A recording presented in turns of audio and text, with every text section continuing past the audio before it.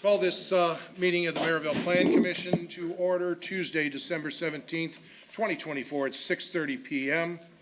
Please rise for the Pledge of Allegiance.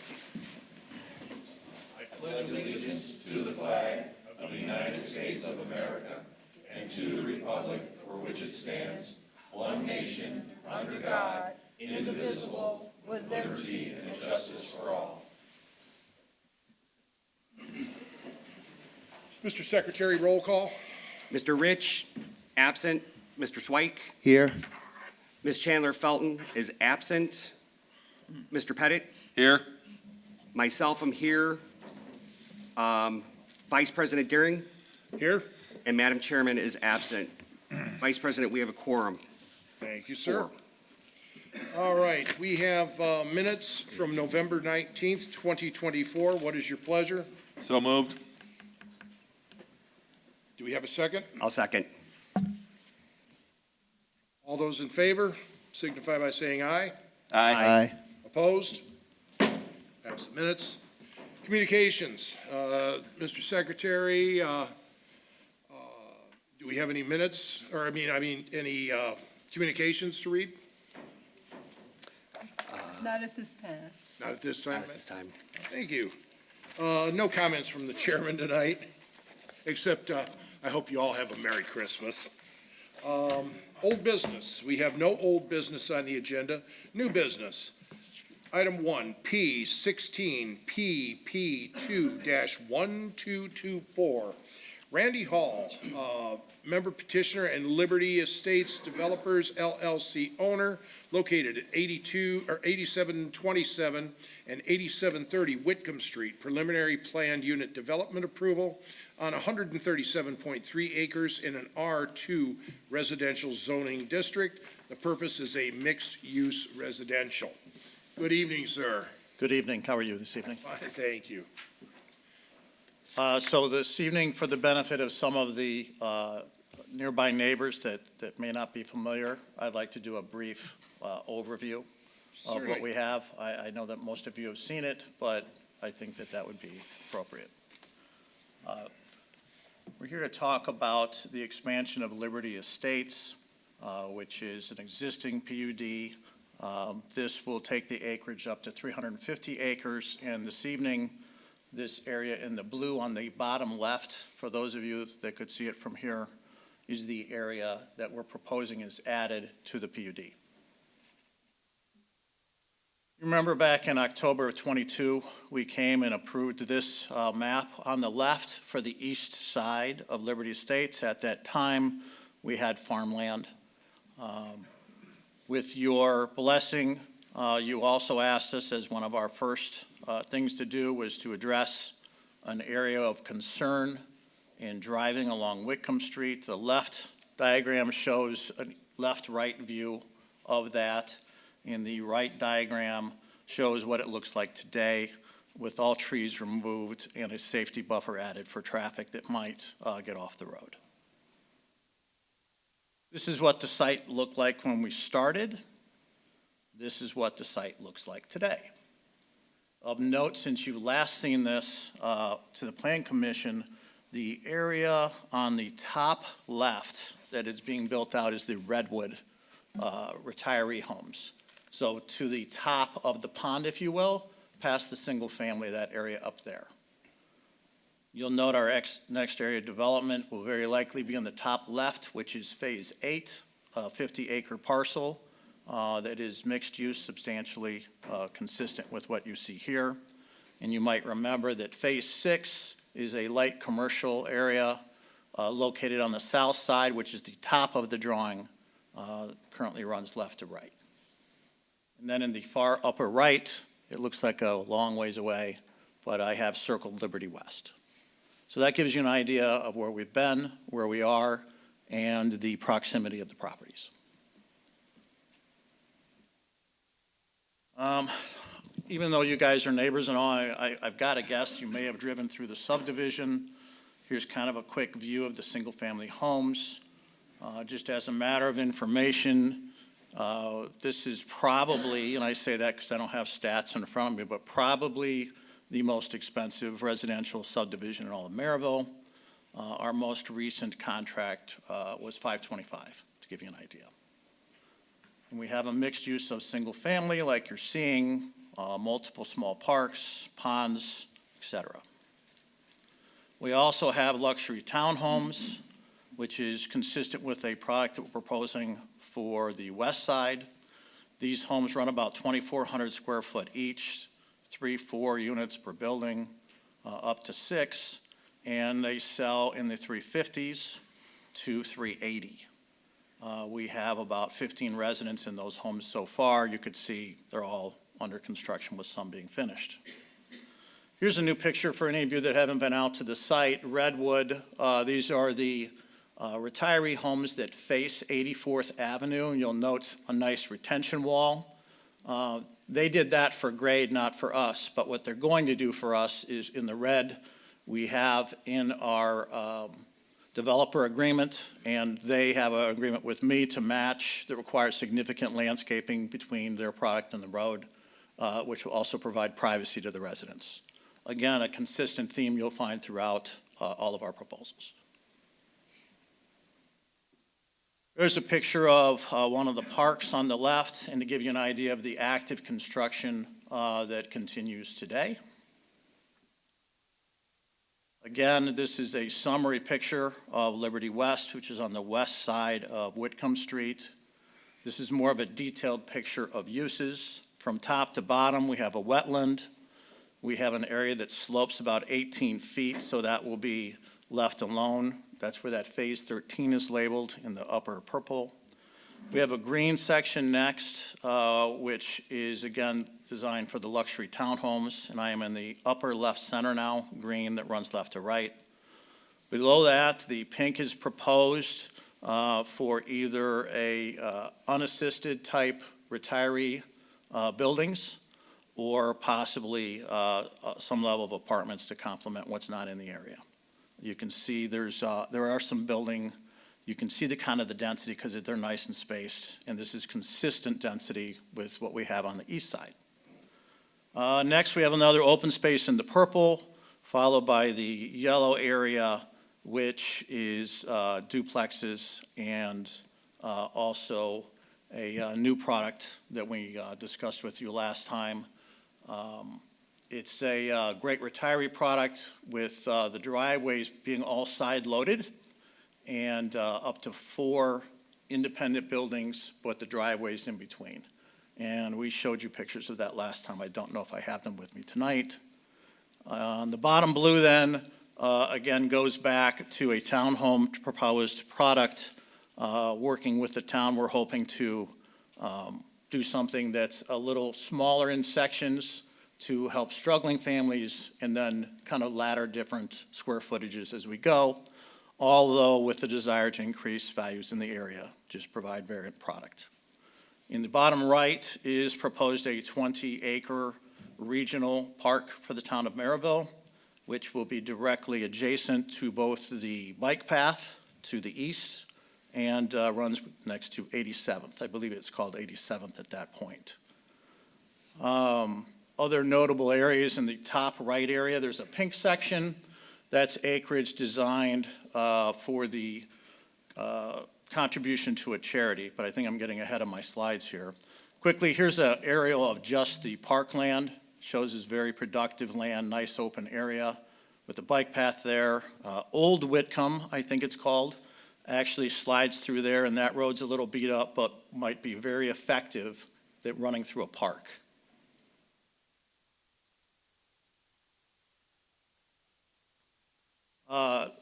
Arsh Group did a recent park study for the town, in which case they found the following facts. This is new in terms of information sharing with you directly. Most acreage in the town from a park standpoint is in the northern and northwestern part of the town. Per their calculation, and this is per population, Arsh feels that there is a 160-acre park deficit in the town, and with demand that they'd like to see filled in the list of areas here. And I think everyone can read them, but it's quite a good list, including recreation centers, parks, dog parks, ice rinks, all kinds of things we could do. This area coming north on Whitcomb could therefore become kind of a major entrance into the southwest corridor of Maryville. That combined with a roundabout just north of that is going to establish quite a presence when you come to the area. These are just some ideas that we're sharing with you that could be done. I'm not going to go through this video, but here's a sample area that kind of shows a park next to water, next to single family. It's well spaced. I'm guessing our acreage is so much larger that there would be multiple sub areas like this in that park. Ideas that to share with everyone, I'm going to skim through them, but various parks, if there was extra dirt on the land, this is an inexpensive way to make a sledding hill if you want to allocate land. Obviously, we all know the popularity of pickleball, dog walking parks. This is a picture of that actual bike path, by the way, I took in the fall. I just thought that, showing the privacy and the real value of connecting our communities to this regional park is going to be a real asset to the community. I think now is where the area I was going to talk about charities. We regularly contribute to the 4 charities here with every house sale, et cetera, and we are actively working with several local charities to build somewhere in the neighborhood of a $4 to $5 million housing center for one of these lucky charities. We have not finalized any deals, so again, if anyone in the commission does have a contact at a charity they feel would be an excellent fit, we are all ears. And in summary, that is Liberty Estates, including Liberty West as proposed. Thank you. Again, a very ambitious program, Randy, as always, a good-looking product. I'm going to throw it to the commission before we do the staff report, see if there's any initial questions. Mr. Swick? No, not right now. Okay. Chris? I have nothing at this time. Sean? No, we've, as Randy alluded to, we've seen this at conceptual, we've seen this now at preliminary, and then there will be a final PUD that comes to the town council. Very good. Let's go ahead and get the staff report, and then I'll go to engineering and legal. The petitioner is requesting preliminary plan unit development on 137.3 acres in an R2 residential zoning district located at 8727 and 8730 Whitcomb Street. The area is currently vacant and zoned single-family residential. The proposed mixed-use development will have sanitary sewers, curbs, gutters, streets, common water, storm sewers, and street lights. The developer met with engineer Bob Zaney, Steve King, and Matt Lake to discuss the development. There will be a development agreement and covenants that will be approved by the town attorney in order to complete the project. Thank you. Engineering, any updates? So at this time, we've been working with Randy on Liberty Estates West as far as, his conceptual plan. We've talked a couple different things. We're also in the process of the Whitcomb Street roundabouts. That's gonna be presented to the council at a workshop on the 15th of January, where everybody can take a look at that. But, we worked with Randy on the east side. Things have gone very well, very smooth out there, and we expect the same for Liberty West once he gets going. Fantastic. So, Bob, I don't know if you have anything. I just concur with Steve. As this thing moves forward up to the commission, we'll get into the nuts and the bolts of the civil plans. Mr. President, if I could, for the benefit of the residents in the audience, and I think everyone here knows, this is an advertised public hearing. Randy was required to send out certified letters to adjoining property owners. Steve had touched on the roundabouts, and Robinson, the town council commissioned Robinson Engineering to do a study of the Whitcomb Street corridor. As president of the redevelopment commission, we have a 5-member redevelopment commission in the town of Maryville. All 5 members are town council members. As Steve alluded to and Bob, they are going to be bringing the design of the Whitcomb Street corridor and the price tag that is probably going to be on the town side an $8 million investment in that corridor from US 30 all the way down, what everyone refers to as the back roads to the county, going down 87th and Chase and 91st and coming out at the Crown Point roundabout. The town's committed to making that investment. That's the public-private partnership that Randy was referring to, and we're committed to figuring out. We've got financial advisors and bond counsel that are going to be working on that road. So that will come at a town council workshop probably in January. Bob, you want to sit down? So if there's concerns about traffic and what's going to happen, we were very cognizant of what Randy is doing on Liberty Estates East and now what he's proposing on the west, so that we have adequate infrastructure to handle what's going to take place out there. He's also willing to participate in the Whitcomb Street project as well. Very good, thank you, Mr. Cook. Can I say one more thing, Mr. Chairman? I forgot to mention, I did get a call from Andy, the operations manager over in Cherville. They had heard about this. He inquired about it. We had the conceptual drawing. I sent it to him so, they could let their people know, because this project does butt up to Cherville, so. Very good. Well, and as I alluded back at the workshop, basically, I've never been a fan of roundabouts. I think most of them are vanity projects for cities and towns. A lot of waste of money.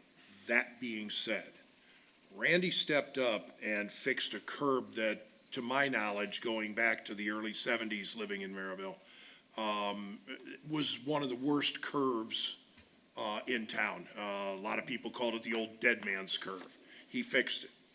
Something that, a lot of people had looked at over the years but could never come up with a solution or the money. They either had the money and no solution, or they had a solution but no money. He fixed it and made it a drivable road again.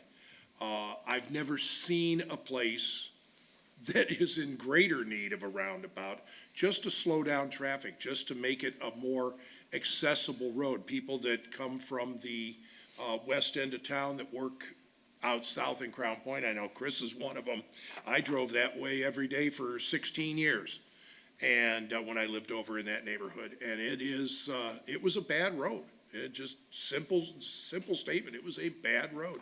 This will solve a lot of problems. And Randy was the first one that stepped up and fixed the first major problem by straightening the road, adding the fill so that, there was no longer that really bad drop off. That being said, legal, any progress on the covenants Development agreement.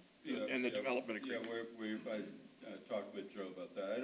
Not a whole lot to add at this point. I think the additional development is consistent enough with what's there. So from a legal perspective, I don't see an impediment, a particular impediment there. But we're continuing to work on it. Now, the question has been raised a couple of times, will they be able to combine the covenants with east and west, or will this be a separate agreement for the west development? So I did speak with Attorney Joe, and he is going to work it out, Ricardo, to try to combine them. So, yes. That's the idea. But you had something to add? All I was going to say, from an ordinance and PUD standpoint, we are looking for a combined agreement, meaning we'll amend the first agreement to add. In terms of the covenants, there will be specific neighborhood covenants, and I have turned. There is already filed stamped covenants at the county for east and the west. There is a draft along with the draft development agreement turned in. Very good. All right. Well, as Sean said, this is an advertised public hearing. I will open the public hearing at this point. Anybody that wishes to speak for or against this matter, please come to the podium, speak into the microphone, speak clearly. All of these meetings are recorded. State your name and your address, and give your presentation. We've always asked that we try not to be redundant. If one person asks the question and 10 more people have the same question, you know, we can kind of keep it to a minimum at that point. Everybody by ordinance has 3 minutes to speak, okay? And we ask that you direct any questions, any comments to the chair or to the resource of the town, and then we'll turn to Mr. Hall as the developer, rather than trying to have conversations back and forth with the developer. So, that being said, come forward.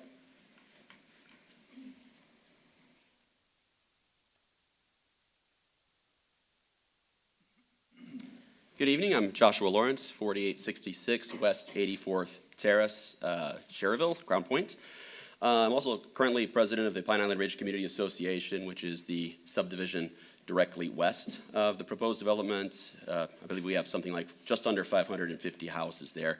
So as I'm sure you can imagine, there's been some concern among the residents, of course. My hat's off to all of you, Mr. Hall, this great presentation. Very nice, and the people who build and oversee such things, over my head. So, having said that, I know that a lot of the concerns that are voiced, such as emergency response, police, traffic, of course, you mentioned, drainage, things like that will be, given attention. I'm not, but I just think that one of the concerns, of course, is when I, hear things like, I mentioned struggling families. I don't know if we're a lot of questions here. I mean, is that going to be like Section 8 type? Is that what you meant by that, or is that, are we asking questions? Sorry. Oh, sorry. No, we have no intention of doing any subsidized financing. We're talking about developer financing and working through the possibility of a private revenue bond to assist with some of those economics. But we're just looking for a diversity of housing, but keeping in mind appreciating the area in terms of housing values. Got it. All right, well, that pretty much, I think, speaks directly to my question. Of course, some of the things when he said, like, well, there may be some shared housing, could be a retirement home. I think from a homeowner standpoint, of course, if there's a nice retirement home behind some of them, hey, maybe we'll go live there one day. They look very nice, right? But, an apartment could be a very different thing in terms of the environment, noise, et cetera. A lot of us, have invested a lot of time and money in our homes, of course. And, I lived in an apartment as well, got married, had kids. And the value of that house, I hope, has increased significantly. And the only thing is, I didn't do that as a renter. Obviously, I did not care that much. I pay my money and that's it. I'm not going to invest time money to try to improve the situation because I'm in, hopefully, I'm in a transient situation moving on. And I just think that, that's the only thing I would ask for to please, of course, give that consideration. Very good. Thank you for your time. Sir. Mhm. Thank you. Anybody else wishes to speak for or against? Yes, ma'am.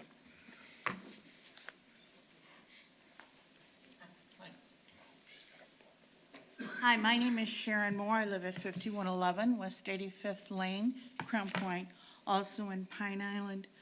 I guess I just have a couple of questions. The most important one, when driving through Liberty East, I noticed that you really publicized the rent to own, or it is publicized as rent to own. And I'm wondering, on the west side, will this development also be a rent to own? Will that be publicized as such? Is that the intent? Mr. Hall? Do you have other questions? Or? Yes, I do.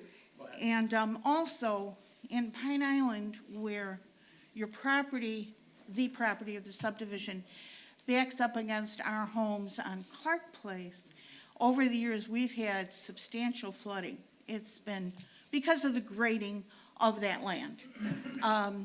We actually had a resident at one point in time who could open the back door of his garage and the front garage, and during a rain, that water would fly right down through there. So I'm concerned for the people that live against there, are you going to be cognizant of the grading?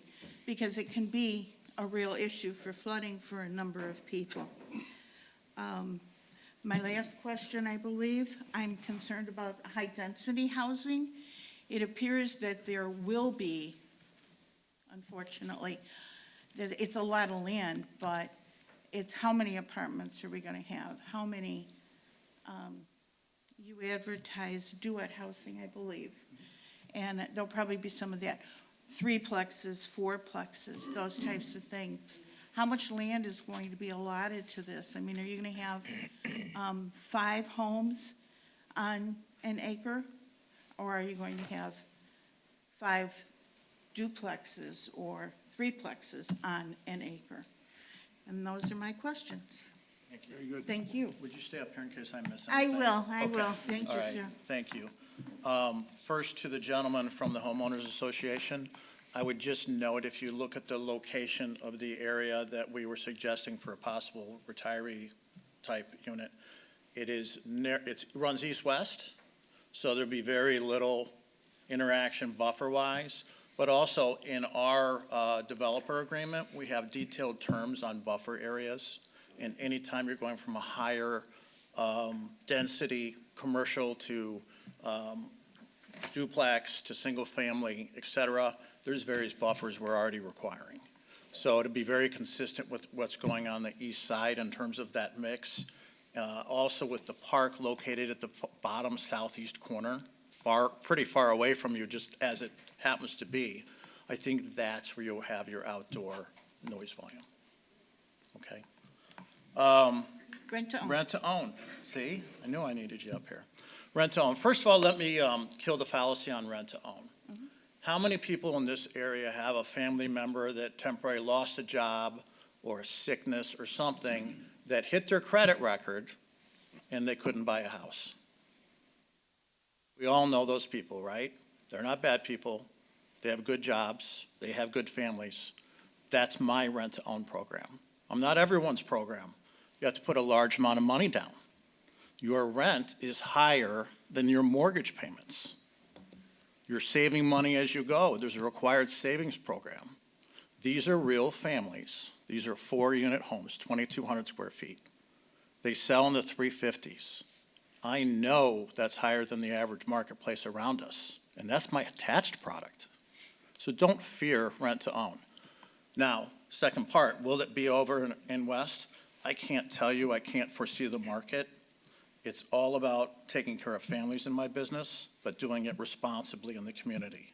So I can't tell you, but if you come over on a weekend, we have an open house there and you walk in, I bet you'll be impressed. Would you do the same, I've gone through your website. Thank you. Would your rent to own be the same rules and regulations?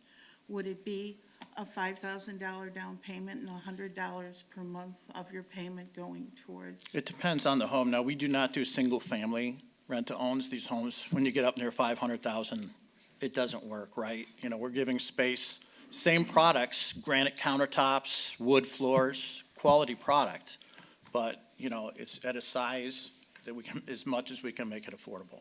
Okay, and the grading? Okay, great. So the best thing that's happening to you guys is stormwater. You know, we're required by ordinances to keep the water on our property and or to channel it where it's already going in the positive ways, not neighbor ways. So you're going to see swales and storm structures and the typical things a subdivision requires. So in terms of my border, because I believe we're talking about my western border, Right. I can't, if we are contributing any water there and it's unapproved, so I don't know, that won't continue. That won't continue. Okay. High density, So the density is lower than it is on the other side of the road. I think it's in the low 4s. You asked, you were using an acre, you know, per acre Per acre. count. Also, I'll note, 4.5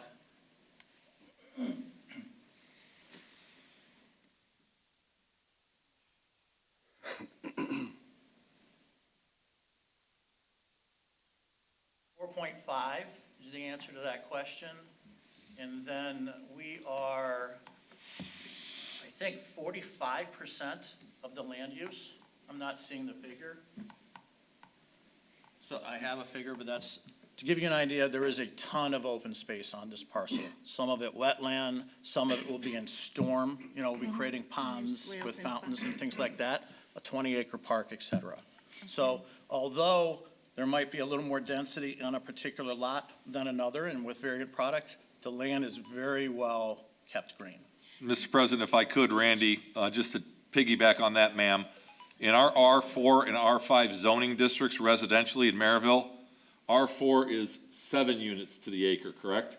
And R5 is 10 units to the acre. So we have, in the multifamily zoning districts here in Maryville, we have much higher density than what Mr. Hall is proposing. Again, he's got a planned unit development. That's a zoning district in and of itself. It will come to the town council, and it's a zone change in Indiana. So he will have a PUD zoning if this is approved. And it would be lower than what our normal multifamily, I don't know what the Cherville code calls for, but ours is 7 and 10. 7 and 10, okay. By the way, I looked up that statistic, and it's 51% green. Okay, 51% green, great. My very last questions, I know you're going to have a homeowners association. Yes. Is it going to be run by a management company? Does the developer run that? Will your residents, how does that work? Sure. I've bailed out several HOAs in this area by buying developments that weren't run well over the past. So the way I do it is my business will maintain control until we're no longer building there. Gotcha. Then we hand it to the homeowners association. Okay, so that could Okay. be quite some time. That would be for the neighbors themselves, and we have such a representative here to make those decisions. But it'll be a smooth handoff with a funded operation, no run by night. You could see we're making a reasonable investment in the community, and we would not sacrifice not having a good handoff to our homeowners. Okay, and I know I exceed my time, but I have one last question, because I really did read your website. It said at one point in time that you built in the town of Cherville plus numerous other towns. Can you tell me when you did that and where you did that in Cherville? Cherville was just spot building. I've never had a subdivision in Cherville. Okay, so Maybe it's 10 been a homes at spot various building. lots, yes. Okay, all right, thank you very Thank much, you. Mr. Hurd. Thank you. Yeah, we went a little bit over. Yeah, that Mr. one. President, There I was have some very valid one clarification for Randy and Randy. I apologize, I'm going to ask this question, but I wanted the public to know. In Liberty East, the redevelopment commission did what's called the developer-backed bond for $10 million.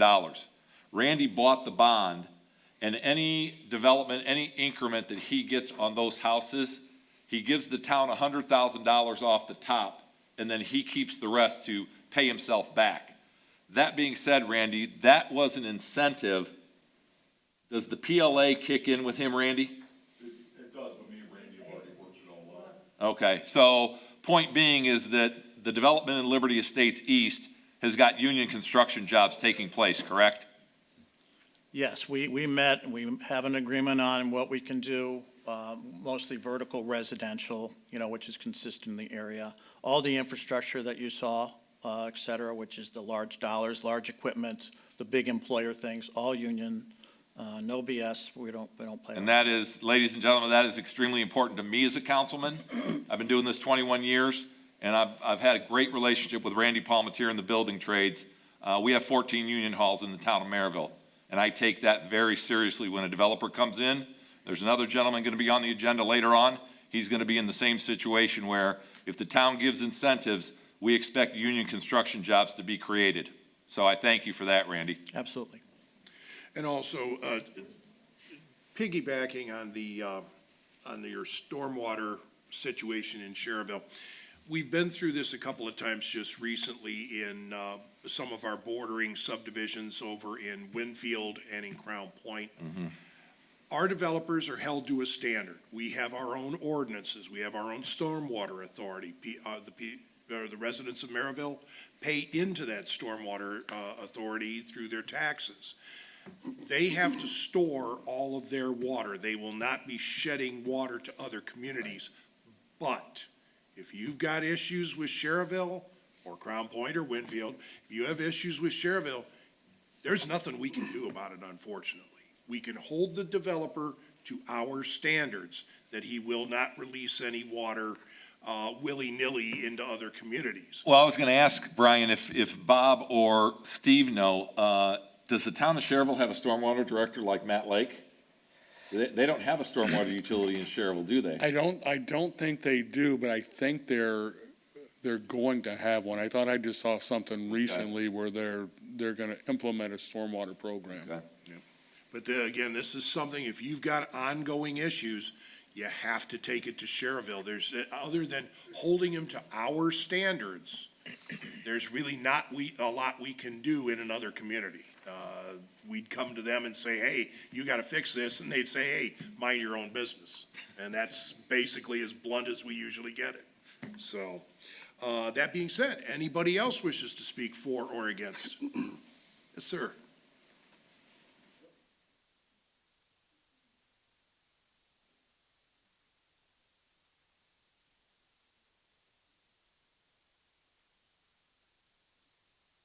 My name is Art Beckman, and I'm representing Carol Hurd, who lives at 8783 Clark Place.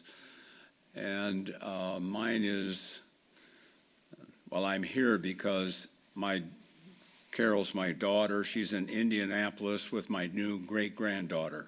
Congratulations. Well, thank you. And she asked her father to come over here and ask a question. She lives on Clark Place, and Liberty West backs right up to her, obviously her place. She wants to know if that tree line that's behind her house is going to stay. And if it's not, will there be a fence there?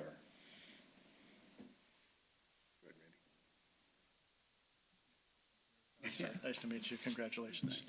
We have not got into the detailed plans of the subdivision yet. We're allocating space and products, and we're making important commitments to the town, more macro.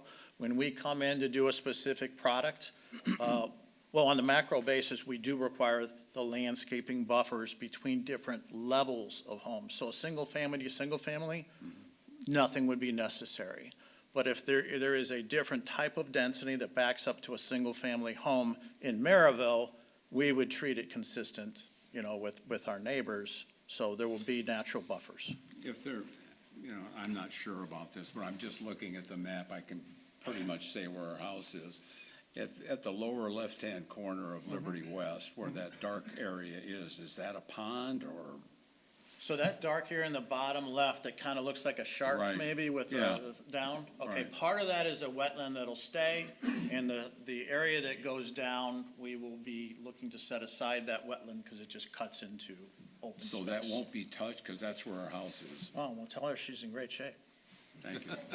Well, and for the benefit of any of the other neighbors also, Randy knows, I've made it abundantly clear, and so have other people, we're a very tree and nature-friendly town. Tree City USA. Tree City USA designation. That being said, we have asked him as a planning commission, that anything that he can save of the old-growth trees especially, scrub trees, mulberries, they're scrub trees and mulberries. But where there are any of the old oaks that are still in existence in that area, where there's any old ash trees, not the ones that get the ash borers, but any of the natural trees that grow in northwest Indiana that are old growth trees, we've asked him in the areas appropriate if he can save those trees as an amendment, or as a amenity not only to his subdivision, but to the entire town. So, that being said, any other questions? Yes, sir. Since I was called, I'm Randy Palmetier, not Randy Hall. So I'm the business manager for the Northwestern Indiana Building and Construction Trades Council. I've been working with Mr. Hall through its inceptions on all these neighborhoods. I gotta say, Randy follows the rules. He does what's asked of him from the town. He works well with the building trades. And I also want to point out that he has signed on to our helmets to hard hats by using our local contractors and local workforce. He's been putting veterans to work on his project, so I want to commend him for that. I thought it should be said. Thank you. Thank you, sir. And I urge a favorable recommendation to the town council. Thank you. Any other questions or comments? Yes, ma'am. Hi, I'm Joyce Kowalik. I live at 8899 Clark Place, and the farmer's field backs up to our property. And for 45 years that we've been there, we've taken care of the land. Everybody is kind of like cut off where they've planted grass, even though it's not our property. We've been taking care of it for that time. So is that going to be touched? How close to, the back of our house are they going to build? I can tell you, and you can even see at this distance on the map, that there are over 20 houses crossing the property line, illegally because you're on someone else's property.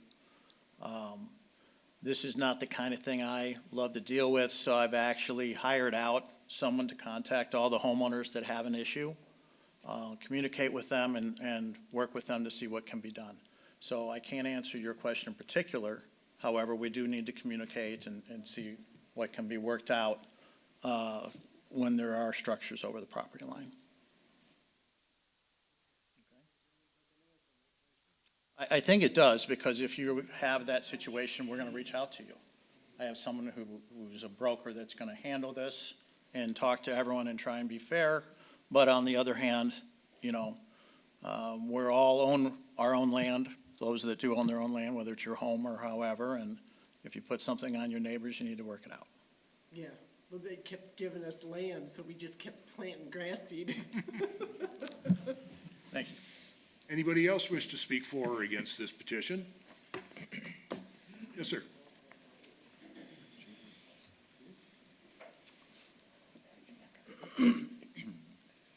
Caleb Johnson, 8221 Durban Street, Crown Point, Indiana. I just had, I guess, more of a comment on the apartments and then a question. I'm not in favor of the apartments. I think that that's probably a bad neighbor for Pine Island here, all single family there. I know there are apartments along US 30 there, and that's not the most desirable area for the town of Sherrville.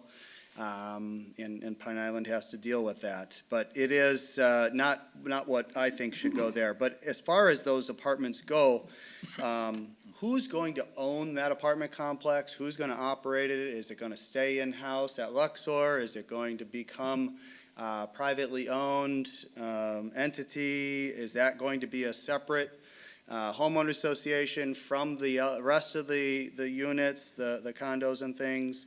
How is that going to play into the community? I guess I'm mostly concerned about what happens to it 5, 10, 15 years from now, and the future of those apartments. I understand right now, when they're first built, brand new, they're going to be great, and you're going to have likely great tenants.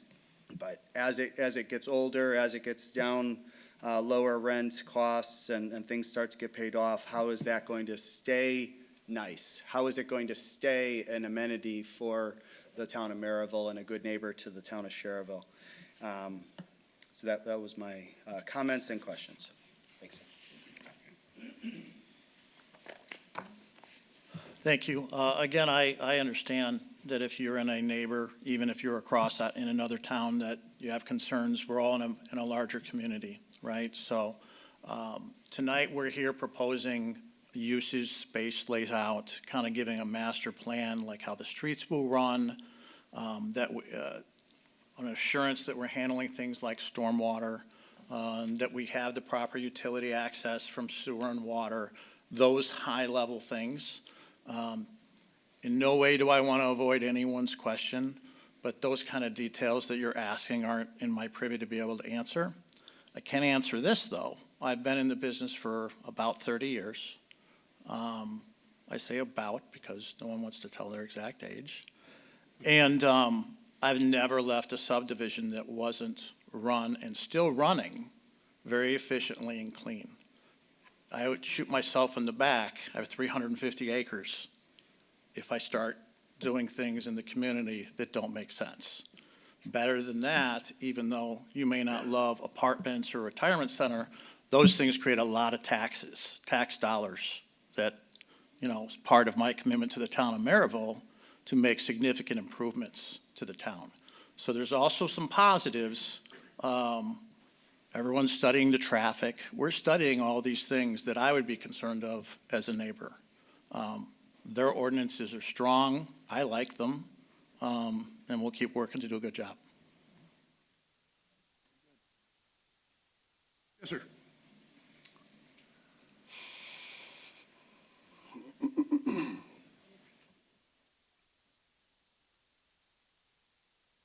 My name is David Munoz from 8747 Clark. I believe that in regard to a lot of the questions that have already been asked relative to water retention and the west end line, of course, that is where I believe a lot of us have concerns in Pine Island specifically. And I know you've already given designation to the area that kind of has a silhouette of shark-like area. You're saying that area will not be touched at all? Is that 100%? Or are you going to slim that down to some degree where it might impose, I would say, into the area where you are saying it shall be held clear? In addition, I know that perhaps you couldn't give the answer because it maybe hasn't been drawn up, but I believe as the other, those of which here, in representation of that, the question about fencing being drawn up at the property line, is that going to take place as if, just say, from my end, I have 15 or 25 feet from the rear end of my house. That property line obviously extends, not holistically that it's owned by myself.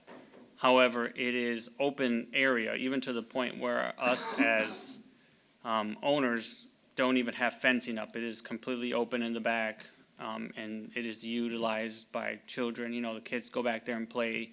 There's obviously some woodsy area back there that you mentioned you weren't gonna touch, but I did have maybe a few months ago in the summer bulldozed areas of the trees in that area. So I did see that, and so if you could speak to that as well.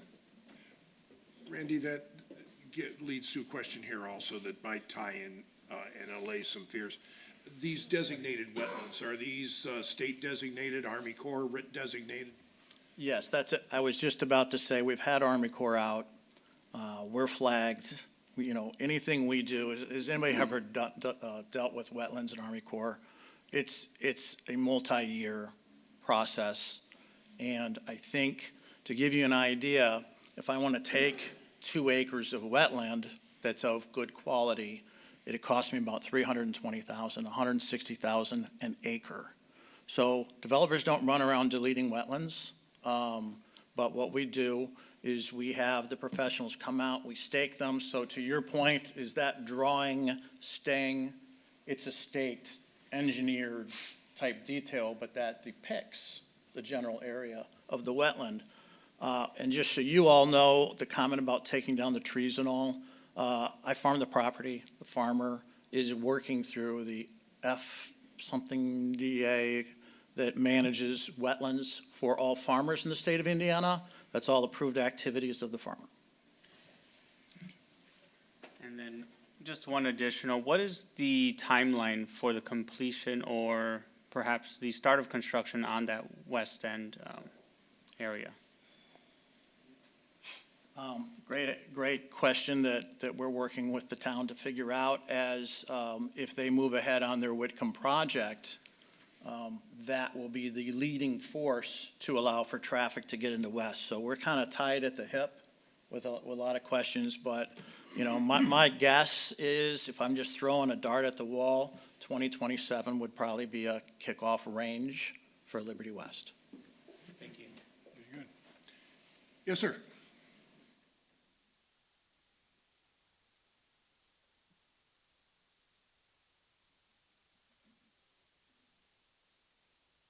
Hello, my name's Jason Maloney.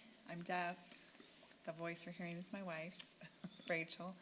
And I live at 4831 West on Terrace.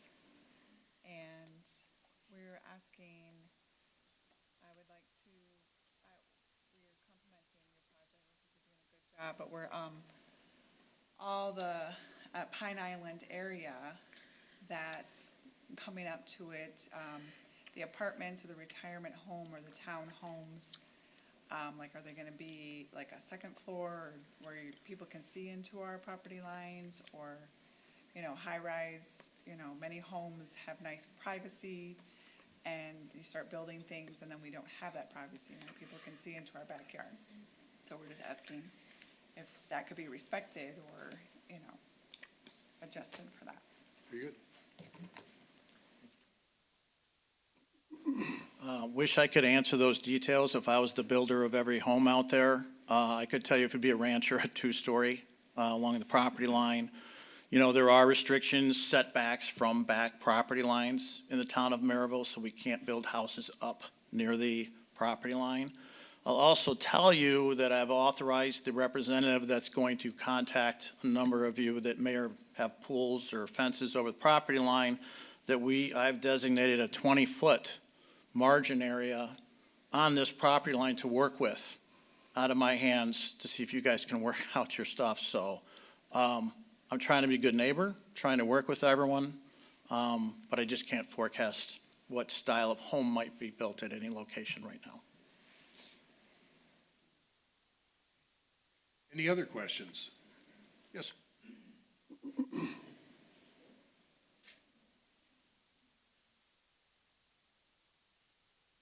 Scott Lane, 5500 West 86th Court, Crown Point, to Pine Island. My concern is the apartments. I know it was brought up earlier. I'd just like to voice my concern. They've done some, I'm just concerned with my kids having back-to-back apartment complexes, and just, you know, as Caleb said, just what happens in the years that follow. That's just my concern. I want to know, I didn't get here at 6:30. I just didn't know how many units they were talking about, how big, and the proximity. So. If you're going to stay on mute afterwards. Sure. Just a quick review for everybody. How many apartments are we talking about, Randy? And the average price? Apartments are, I think, 260 units on the detail. Boy, average price anymore, they're approaching $1,900, $2,000 a month. So, I mean, you're looking at a house payment. It's an incredible market. So it's, you know, and that also dictates when you can get that and you are within travel distance of Chicago, they put in the extra amenities. And that's the kind of thing that when some of you worry about an apartment complex, you know, if you're just looking at buildings and concrete, yeah, it's time to worry. But when they're investing amenities and you're having national players, these places are well kept. Any other comments? Yes.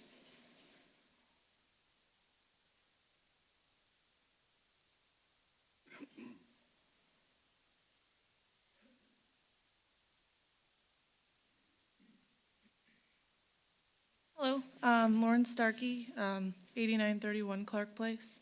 I hope this isn't too similar to another question. We would be on the west side of the development, Clark Place, backing up to it.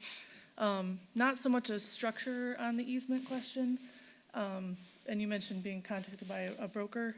I found out about this meeting on Facebook. We didn't get a letter like some of our neighbors did, so I'm just curious maybe when or how we would be contacted about that issue.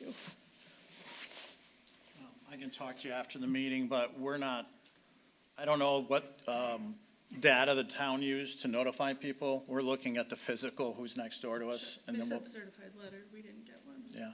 But again, I don't have any information on that. But if you are an adjacent neighbor and you have a structure or something over the line, we'll contact you. We don't, that's why I'm asking. Oh, then you're just in great shape then. Okay, I maybe have a second part to that, sorry. My husband's not here with me, but he had a question as well. And maybe this can't be answered yet, but curious if there's any opportunity to maybe purchase extra space to keep our yard similar to the way it is. We have a young child that, you know, people mentioned their children like to play in that larger area. Yes. Okay, thank you. That's all. Very good. Any other comments or questions? Yes, sir. Sir, I kind of kicked things off, but there's, of course, a discussion. There were a couple more things that came to light. Would it be okay? Oh, yeah, please. All right, thank you. Very simple. I just wanted to, number one, we talked a lot about the waterways. One consideration, which I just wanted to point out, and I know you mentioned there was an engineering study, so you're probably aware, is that there is natural water flow from that wetland area. There's a ditch or swale which runs throughout Pine Island, then eventually goes under a culvert, was recently replaced by the town of Cherville, and it flows into Twin Lakes, which is actually a detention lake there, right, which flows out eventually into a canal. I just want to make, in the course of this, is there any way of ensuring that that natural flow of water is not disrupted? And the reason I ask is because that could then affect the lake level if the water was flowing in, but then as it may drop, and then we may have a thing with the banks. We've had issues with crumbling over years and water tables. Is that something? That was my first question. My second question is, I noticed that, I think the hearing or this meeting was regarding, it said like 137.3 something? But the graphic there is for 350. Is that the east and west? Because it looks like that it is actually 2 additional lots north of the farmland, correct? It looks like it's abutting up to the town of Cherville's bike trailhead. Is that correct? Do you actually own that property as well? Then is that on the? I didn't make the drawing, but we run up to the bottom of the commercial. Yeah, so that properties. line right So- above Liberty West, the horizontal line, is the 130, but it's showing It's blue 100 all the way up to the town's I think that property. you're right. I think the top hat on that green is past our property, but I think it's close. I can't tell. Okay. But it is 137-ish acres. Yeah, because that's like another 70 or 80 acres, I believe, there, right? Something like that? Yeah. Maybe it's and- not that and much, but it's a lot. might be at the top above the color, I think that's where the auto Oh, yard is. okay, so that's, is that incorrect then? I don't know. I'd have to look at it, but I can tell you I can go to another drawing and tell you Okay. exactly. but- Yeah, because it differs from the one that the town of Cherville was Mine goes provided with, straight that's up why I was asking. perpendicular. Right, knowing the area pretty well. I You think got it's the right light here. industrial, Right here. and then you got Wild Bill's, Right. as you're coming into town. But anything west of that, that's all shareable. That access for you folks in Pine Island, sir, that you're seeing up there? Yes. A majority of that is in Maryville. Yeah. That line that Randy's got, that west property line goes straight up. Correct. As Brian said. Yeah. Wild Bill's is in town, and if you guys remember, those of you that have been around long enough, when it was, Broadmoor Country Club, there were 3 holes in Cherville, and the other 15 were in Maryville. Yes. Because of the line going straight through, but that railroad right-of-way, there were, the line here, it made a triangle that was in Cherville, so that, the corporate limit between Maryville and Cherville is perpendicular. Yes. The way Randy, so just extend that all the way north. Yeah, I am aware. I was just curious why there's 2 additional properties, but they were included and they were highlighted as well. And so that's why I wondered if that indicated future expansion as well, or if that was intentional, or if it was an inadvertent, thing. Right. Because it didn't match. Color guy has a little bit too high in the marketing drawing, but we were exact when we have our detailed up the prints. Okay. Last thing is just, obviously, a lot of the concerns here deal with those properties right adjacent. If there is anything that can be done in terms of creating a better barrier, in terms of trees or, a space, I think that would probably alleviate the majority of the residents' concerns. I don't know, I know obviously that it's property, it's money, I know in the grand scheme of a project, maybe it's not consequential. I just wanted to ask again, when we're talking about and I know you don't have your plans nailed down, so it's difficult, but again, apartments, they bring up apartments over and over again. I haven't heard anybody complain about retirement. I just, again, that, being a good neighbor, it would make them all much happier, I'm sure. All right, thanks a lot. Thank you. Anybody else wishes to speak for or against? Yes, sir. Nope. Anybody else? I just wanted to clarify, if we decide to purchase, would we be able to purchase the property in back of our house if that's what we It's a want? possibility, but we should talk about that outside this meeting. Yeah, that would be more a private matter. All right. For ordinance, Sorry, traffic Yes. question. Yes, sir. I didn't see, can you go back to the drawing of the actual plans for the different phases that you had?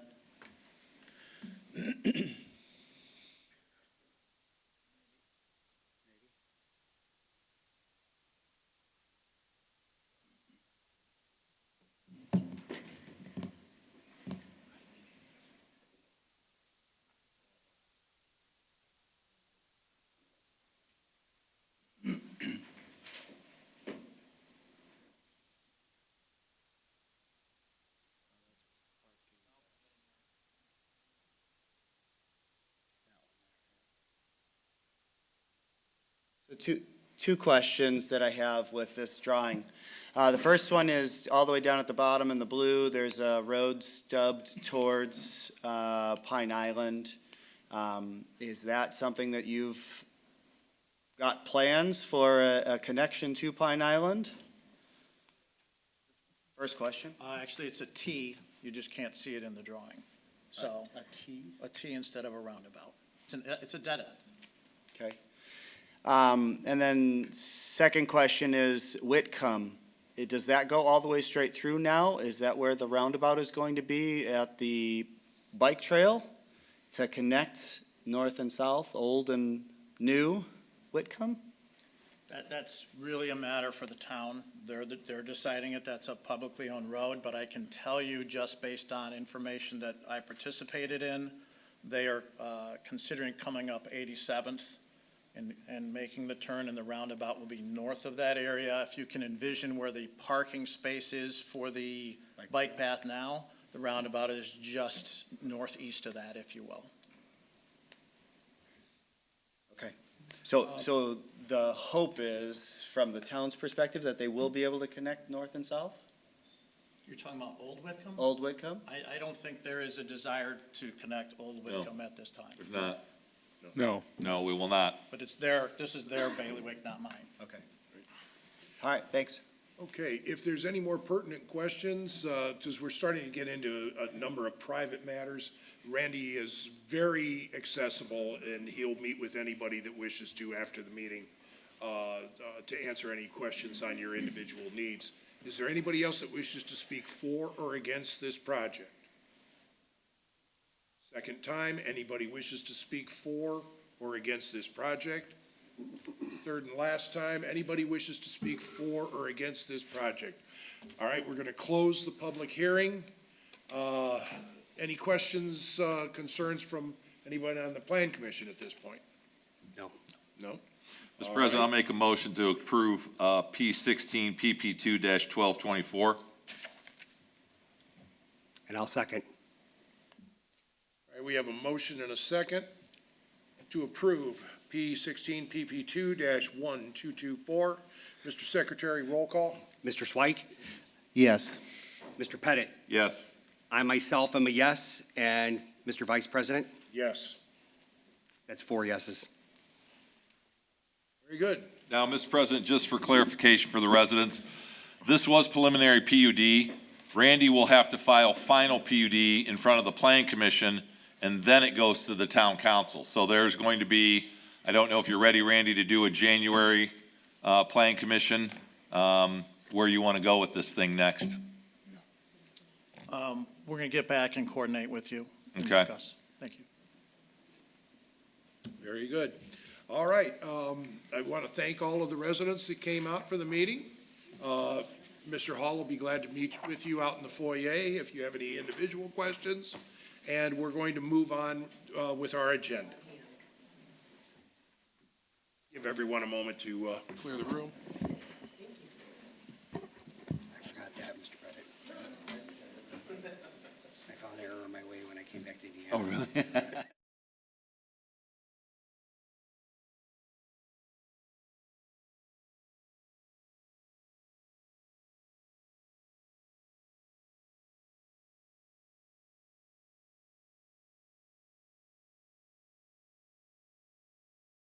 Agenda P 17FS2-1224, Gula LLC petitioner and owner located at 7100 Catherine Street.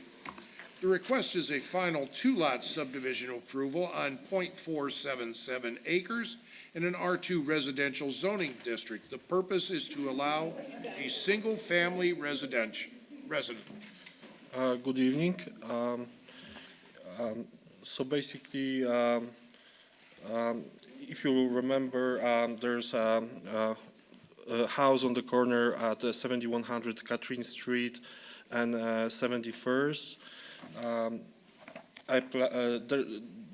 That current house has 720 square feet, and I asked for dividing that lot into two separate pieces. first lot with the current house I'm planning to sell, and on the second empty lot, I'm planning to build a 1,600 square feet house on the slab with the two-car garage attached. I have the mailers with me. If you have any questions, please ask. Very good. I'll throw it to the commission. Mr. Swipe? No.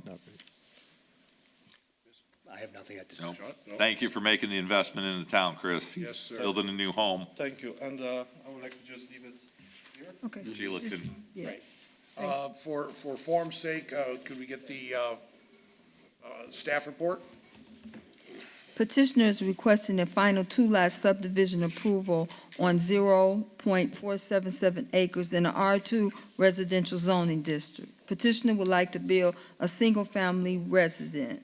Surface water will be directed to the ditch at the southeast corner of the parcel and stormwater sewers on 71st Avenue. Downspouts will be surface drained to the existing storm sewer. Very good. Any comments or questions from engineering? Go ahead, Bob. I took a look at this before, and everything appears to be in order. Very good. And also, the town has a sidewalk project that's gonna go through that area. We work with Stuart Allen on this. I've got him in touch with, VS Engineering, who's doing our engineering for the project. They've been working together to accommodate our needs as well, so it's gone very smooth. All right. Any legal encumbrances? No legal issues. Thank you, sir. Mr. President, I'll make a motion to approve P17 FS 2-1224. It's in my ward. I'll second. All right, we have a motion and a second to approve P17FS2-1224. Mr. Secretary, roll call. Mr. Swike? Yes. Mr. Pettit? Yes. I myself am a yes. Vice President Daring? Yes. It's 4 yeses. Congratulations, Chris. Thank you so much. Thank you. Have a good evening. Okay, last item on the agenda. P18Z4-1224, Shy Acquisitions LP petitioner and Modrak Partners LP, Thomas and Lisa Killar Living Trust owners, located at approximately 1595 East 73rd Avenue. They're asking for a zone change from C5 Office and Research Zoning District to CIS Commercial Industrial Zoning District on 63.246 acres. This is to allow a warehouse distribution business park. Good evening, sir. Good evening. I missed you last time. We thought you wouldn't have a quorum at the last time we went through, so I'm back. The existing property zoning classification was incorrectly listed on the public notice as M1. It's zone C5. So we're back again tonight to properly go through all channels in the public process. But we've got 63 acres on the heels of having developed 250 acres already in the town of Maryville, bringing very successful businesses such as the new Panduit Distribution Center, Wabtec, Winland Foods, Amazon, of course. And so we're looking to continue that product type on the 63 acres. We've got 3 buildings drawn up. I want to point out we won Spec Building of the Year in the entire Chicago industrial market for the million-foot building that we all 3 years ago said, what are we doing? This is kind of nuts. And guess what? It worked. So our business is very much if you build it, tenants show up. That's just how our industry is constructed. So the idea of building that big building for Panduit, that's more of a 25% of the time situation. The majority of our work, we work with the local trades unions. Arco Murray is our design build general contractor, and we go through and put this up on spec. So total investment now, we're well north of 200 million in the town of Maryville and looking to add another 80 million here. Excellent. Any questions from the commission? No. I have nothing at this time. Mr. President, yeah, as Matt alluded to, he's got 3 proposed buildings. Right now, our Economic Development Director, Angie Chilcott, is working with Matt, with IEDC. There is, they like to give them these cutesy names that we hope will land in the 400,000 square foot building. It's called Project Stork. It is an international company. I can't say enough about what Matt's done. You know, there's not, in fact, I'm guessing there's no town or city in Indiana that has 2 Amazon facilities, the largest company in the world, in their town. And that's a kudos to Sheila and Matt and Steve and Bob and Angie, and especially Matt and his team. I mean, I can't say enough, and he knows how I feel. So, do we want to have the staff report read? Yes, please. Okay. Petitioners requesting a zone change from C5 Office and Research to CIS Commercial Industrial Special District. Petitioner would like to change the zoning in order to build a Class A warehouse distribution business park. Petitioner has developed several successful projects in Maryville. Petitioner will be on the Board of Zoning Appeals tomorrow, December 18th, for a variance from developmental standard because the minimum acreage for CIS is commercial zoning district is 100 acres. Thank you. I will add, Mr. President, that because of the legal ad that Matt alluded to, the Economic Development Committee of the Town Council, which is a 5-member committee, did accept, entertain, and recommend for approval tax incentives that are similar to what Crow Holdings received, both in Ameriplex and at silos at Sanders Farm. That will go to the Redevelopment Commission, Town Council, for consideration. And the most important thing about that, again, as we talked about with Randy Hall, that means that Matt will follow the project labor agreement ordinance that we have with Mr. Palmetier, and these are going to be union construction jobs. Excellent. Absolutely. Very good. The only question I have, Sheila, you mentioned, is this an advertised public hearing? This is. All right, so at this time, we will open the advertised public hearing.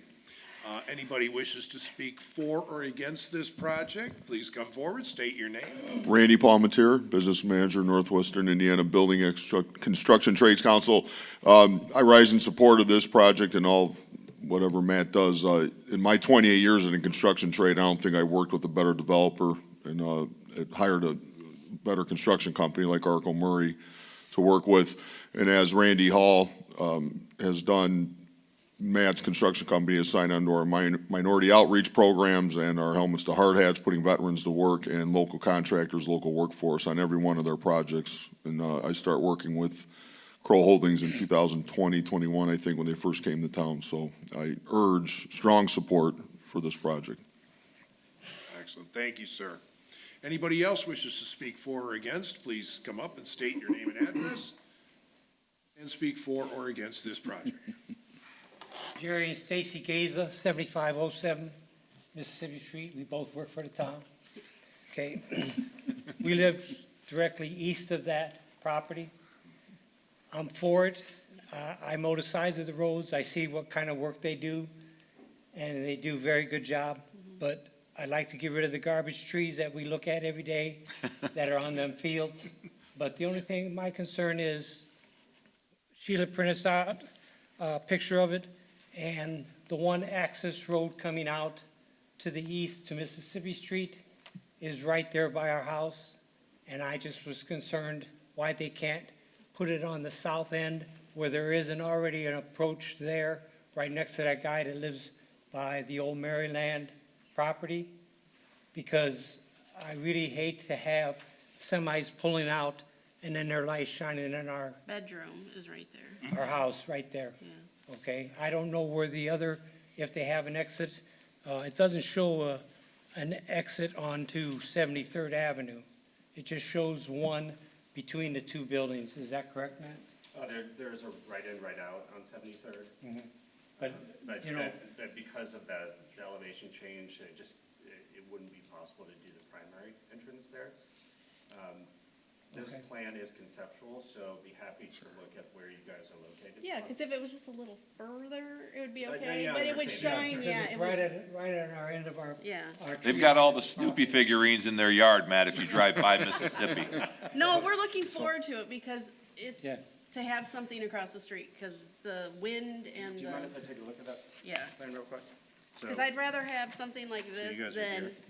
like a Yeah, there's the store or open something. field. Because Sure. you have That's all the where you're coming garbage or out. houses. There's We don't our- want any of that either. What am I, See- 520 deep here? See, I can play around with this. Okay. Because you're Yeah. saying the elevation for this exit right here? Here, we can, Oh, no, I know there, but there's one there that's on Mississippi Street, just before where that guy's house is in the barn. Mm-hmm. There's an approach right there that's been there forever. understood. The issue I've got is trying to get everybody here, because trucks can't Symmetrical. come Oh, here. Right, Right. yeah. So, but I can. Yeah, because see, if you see like here, when I matched up with the GIS, the end of our house is like right here. Okay. And that's our bedroom right Because there. they're. I got you. You know, This- with the lights. This but- is a farm field that they use right now, and this was all the trees that they cleared that they're gonna put some kind of strip mall in. Okay. And our tree line is right Understand here. your concern, and so we Yeah. are not. No, but we're definitely for it. 'cause We are not set would- in stone yeah. until Okay, we'd be looking to break ground as soon as the weather allows Yeah. in the spring. yeah. Oh, So okay. we've got our equity financier, we've got our lender for the debt, but I can play Okay. around with that, understanding your concern now. Yeah, No I mean, problem. no, we're definitely for it, because like I said, we'd rather have this. And I like all the across lights from- that they're gonna have there. Yeah, so, 'Cause that'll and it'll brighten block up the our wind, area. because it's terrible, the wind. It's Because you really guys do good work. Yeah. Because Well, I I see appreciate it all that. the time. Thank Yeah. you. Yep. All right. Thank you for Thank you. voicing. Thank you very much, folks. Anybody else wishing to speak for or against this matter? Anyone else wishes to speak for or against this matter? Third and last time, anyone wishes to speak for or against this matter? Seeing none, we'll close the public hearing. I'd just like to say also, just echoing what Randy says, what you've done, with our building trades and everything else, thank you. I know it's in the ordinance, but, you guys have stepped up. We're proud to do it. It's the right thing to do. I'm not in building trades, but I'm a 33-year steel worker, and anything that can take care of my union brothers, I'm happy.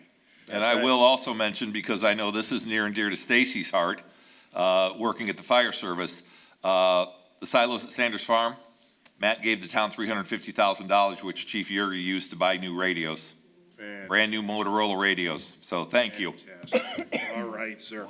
All right, that being said, anything else from engineering, anything else from staff? The only thing I want to say, Matt, is, the product you guys put out is, greatly appreciated, but keep in mind, Jerry and Stacy are here, you are dealing with residential, which you didn't have, down on the other end, other than, tearing down the farmhouse. That's right. Keep that in mind, especially when you're designing. I don't know what's going to go there, the type of truck traffic. But you think about the noise, maybe some berming or something, or some kind of buffer for the residents. There's only a few there, but they still mean a lot to us. So any way we can Understood. accommodate them, Yep. appreciate it. All right. Gentlemen, what is your pleasure? Well, Mr. President, I'll make a motion to approve P18Z4-1224. I'll second. All right, we have a motion and a second to approve P18Z4-1224. Mr. Secretary, roll call. Mr. Schweik. Yes, I went to the Maryland in 1972 with my parents, took me there, so I remember it well. I love the place. I love it. Outstanding. I wish they'd reopen it. So I could go There there. you go. Now, there's your next project. Yeah. Reopen Reopen it. Maryland. 'Cause I used to go there. Mr. Pettit? Yes. I myself am a yes. And Vice President Daring? Yes. Awesome. That's 4 yeses. Thank you, sir. Mr. President, I'm going to make a motion to adjourn, but I want to thank Mr. Mellon for playing hurt tonight. That was awesome, Chris. Thank you. All right. Motion to adjourn. Do I have a second? Yes, I second it. Outstanding. All those in favor signify by saying aye. Aye.